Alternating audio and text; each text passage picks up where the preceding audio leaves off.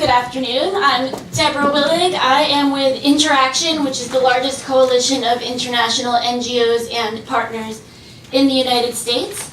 And I spent the last couple years working on something called the Narrative Project. So I'm going to tell you a little bit about the project as far as a frame goes, and then tools that we developed and what we found.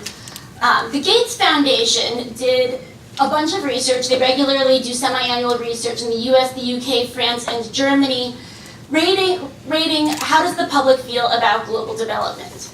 And they found that the public in all 4 countries was feeling increasingly negative. Now, knowing that global development saves lives and makes a big difference in the world, they said, whoa, we have to figure out what's going on here and what can we do about it. Digging deeper, they found 3 big trends. They found cynicism when people said, we did this. They took it as, what was it somebody else said?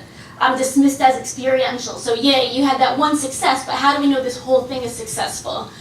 They found that the audience felt distance. They were not relating or connecting to the humanity of other people in other parts of the world. And there was a sense of futility, a sense of real heaviness amongst the public that change couldn't happen, it wasn't working.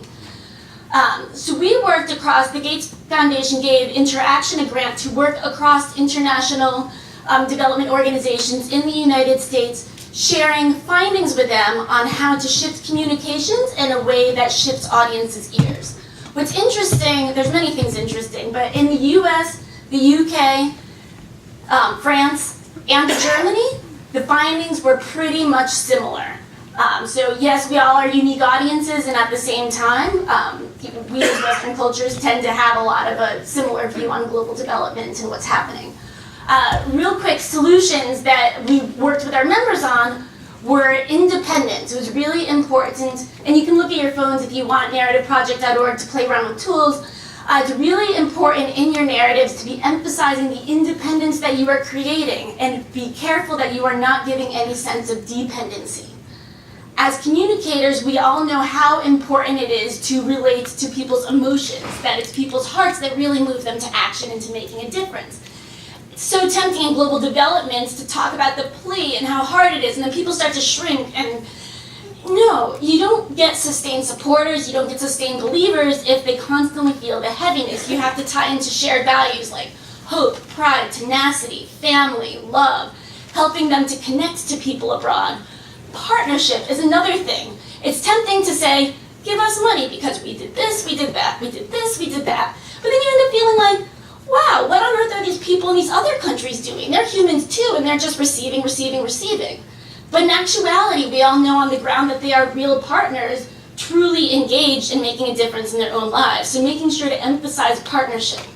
And then the 4th theme that resonates within communications is progress. But what they found is it has to be woven in with the first 3, the independence, the shared values, the partnership.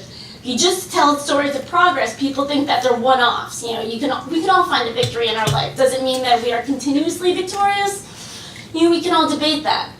So, the Gates Foundation gave us this research in this big user guide of 40+ pages and said, teach the sector all about this.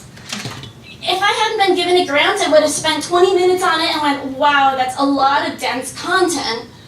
I will stick it on my bookshelf with best intentions. A lot of stuff goes there, and unfortunately it just stays there. So one of the first things that we did was took that big thing and created a cheat sheet.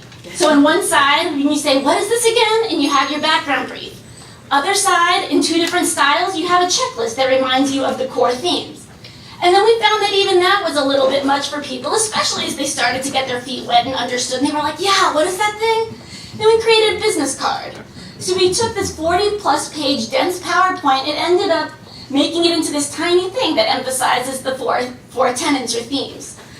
And that's the biggest thing that we found with getting a sector to shift some of their dialogue, is that you have to create ease. We built this website, where we'd split it into know, do, and teach. So know, so that you can learn the research. Do, so that you can implement it. And then teach, where we did our best effort at training the trainer to empower our member organizations to be teaching their own people around the world about the research. provided easy videos and guides, cheat sheets, exercise sheets, giving them the tools so that they can integrate it and make it easier.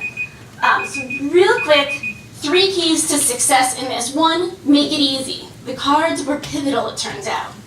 2, make it appealing. Dense and heavy, people don't want to touch it. Visuals, emotionally compelling, you feel drawn to it, you're more likely to. And 3, make it easier. What's in it for me?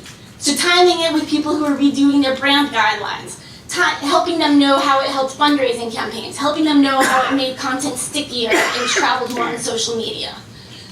So those are kind of tools and the frameworks that we were working on.